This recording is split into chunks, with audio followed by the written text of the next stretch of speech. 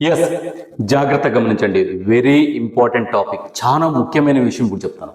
చాలా మంది రైతు సోదరులు నాకు సార్ ఆ, మొక్కలు తెల్లవేరు వ్యవస్థ డెవలప్ కాలేదు, అదేవిధంగా వ్యాధులకు తొందరగా లోనవుతుంది, బాగా కాపుకు వచ్చే చెట్లు వెంటనే చనిపోతూ ఉన్నాయి, అదేవిధంగా మనకు వాతావరణంలో కొద్దిగా మార్పు తగిలినా కూడా మొక్కలు అనేటివి చనిపోతున్నాయి, అదేవిధంగా మా భూమికి మొక్కలు ఈ సూట్ కాలేదు అని ఇటువంటివి ఎన్నో చెప్తూ ఉంటారు. వాటన్నిటికీ ఒకసారి జాగ్రత్తగా గమనించండి. చూడండి, మనం నర్సరీలలో మనం ఎన్నుకునే రూట్ స్టాక్ అంటే వేరు మూలం. మొక్క వేరు మూలాన్ని రూట్ స్టాక్ అంటారు. నర్సరీలలో అంటు కట్టేటప్పుడు నారు వేస్తారు. నారు వేసి అది బాగా పెరిగిన తర్వాత అది ఒక పెన్సిల్ థిక్నెస్ వచ్చిన తర్వాత దానికి అంటు కడతారు. అటువంటి దాన్ని రూట్ స్టాక్ అంటారు, వేరు మూలం అంటారు. ఈ వేరు మూలము కరెక్ట్గా ఉంటే మనకు తల్లి వేరు వ్యవస్థ పర్ఫెక్ట్గా వస్తుంది, తెల్ల వేరు వ్యవస్థ బాగా వస్తుంది. ఎంత తెల్ల వేరు వ్యవస్థ వస్తే మొక్క అంత గుబురుగా తయారవుతుంది. ఒకసారి జాగ్రత్తగా గమనించండి. అదేవిధంగా రెసిస్టెంట్ డిసీజ్, అనేక వ్యాధులకు సంబంధించి మొక్కలు తట్టుకుంటాయి. చూడండి, ఎబయోటిక్ స్ట్రెస్ అంటే ఏంది? ఎబయోటిక్ స్ట్రెస్ అంటే అధిక గాలి, అధిక వేడి, ఓకే, అధిక చల్లదనము, అధిక పురుగు అటాకు, ఇవన్నీ ఎబయోటిక్ స్ట్రెస్.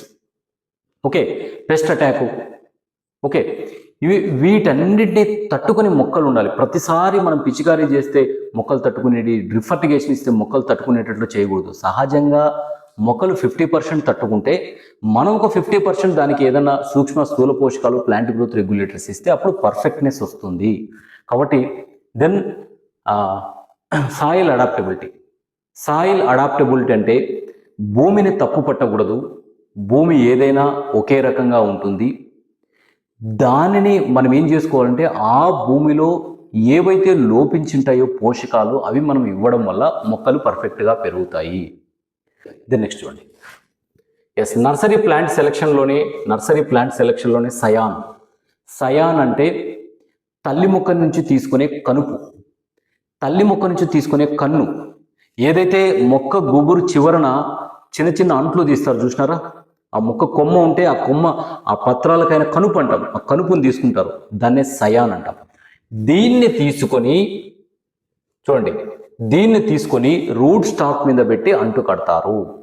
కాబట్టి పరిపూర్ణమైన ఆరోగ్యకరమైన మొక్క ఉండాలంటే రూట్ స్టాకు సయాన్ పర్ఫెక్ట్గా ఉండాలి.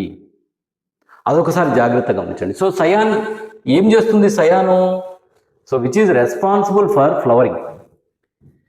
మొక్క గుబురులో మంచి పూత రావడానికి, తర్వాత ఫ్రూట్ కలరు, షేపు, అవుటను, టేస్టు, ఇవన్నీ రావడానికి తల్లి మొక్క నుంచి తీసుకునే కన్ను కారణం. అదేవిధంగా స్టోరేజ్ పొటెన్షియల్. చూడండి, కొన్ని రకాల తోటలో నేను పోయినప్పుడు మా కాయలు ఎక్కువ నిలువ ఉంటాయి సార్, చాలా రోజులు నిలువ ఉంటాయంటారు. సో అది. అదేవిధంగా మనకు ప్లాంట్ కెనోపీ, మొక్క ఎక్కువగా గుబురుగా, కొందరు రైతులు నాటుతూనే 3 సంవత్సరాలకే 5 ఏళ్ల మొక్కగా తయారవుతుంది. అంటే that is the responsible for సయాన్, very good సయాన్. మంచి తల్లి మొక్క నుంచి తీసుకునే కనుపు మనకు వీటన్నిటినీ కలుగజేస్తుంది. అప్పుడు రైతు సక్సెస్ అవుతాడు. ఒకసారి జాగ్రత్తగా గమనించండి. Then next, yes, for flowering. చూడండి,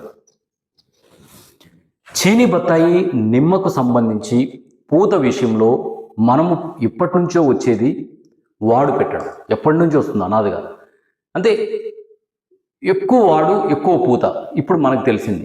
అంటే మనం చూడండి, ఫ్లవరింగ్లో more stress, more flower, more disease. So నేను యాడ్ చేసింది ఏంటంటే, నా రీసెర్చ్లో యాడ్ చేసింది మోర్ డిసీజ్, మోర్ స్ట్రెస్, ఎక్కువ వాడు పెట్టడం, ఎక్కువ పూత వస్తుంది, ఎక్కువ వ్యాధులు కూడా వస్తాయి. ఒకసారి జాగ్రత్తగా గమనించండి. అనగా తోటను విపరీతంగా వాడు పెట్టడం వల్ల పూత ఏ విధంగా వస్తుందో వ్యాధులు కూడా అదే విధంగా వస్తాయి. మన రీసెర్చ్లో గమనించాము. కాబట్టి ఫ్లవరింగ్ విషయంలో more stress, more flowering, more disease. Yes, the next, yes, field monitoring. చూడండి, 11వ అంశం ఫీల్డ్ మానిటరింగ్. చూడండి, ఫీల్డ్ మానిటరింగ్ అంటే మనము తోటను గమనించడం. చూడండి, తోటను గమనించే విషయంలో ఎకరాకు 10 మొక్కల చొప్పున జిగ్జాగ్గా తిరిగి మొక్క ప్రధాన కాండం నుంచి కాండము, కొమ్మలు, గుబురు ఈ విధంగా చూస్తూ వెళ్ళాలి. కరెక్ట్గా అన్నీ గమనించాలి.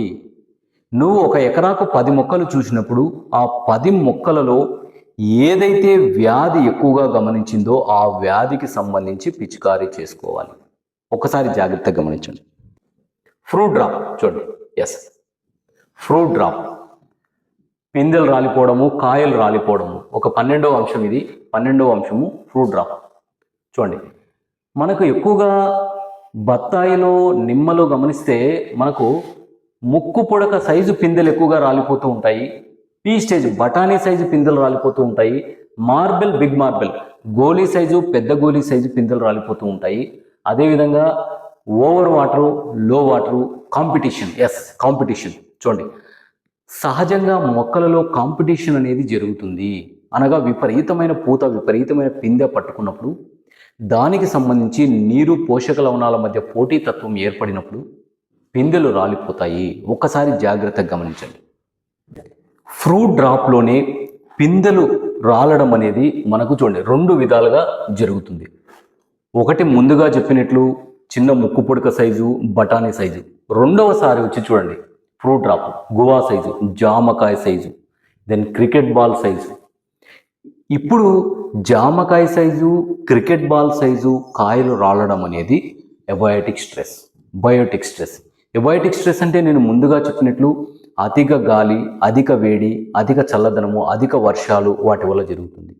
ఓకే, బయోటిక్ స్ట్రెస్ అంటే విపరీతమైన పురుగు దాడి, ఫంగస్ దాడి వల్ల జరుగుతుంది. ఈ విధంగా ఈ రెండిటి వల్ల మనకు దాదాపు జామకాయ సైజు, క్రికెట్ బాల్ సైజు కాయలు రాలిపోతూ ఉంటాయి. ఒకసారి జాగ్రత్తగా గమనించండి. దెన్ నెక్స్ట్ చూస్తే ఫ్రూట్ మాల్ ఫార్మేషన్, దబ్బకాయ.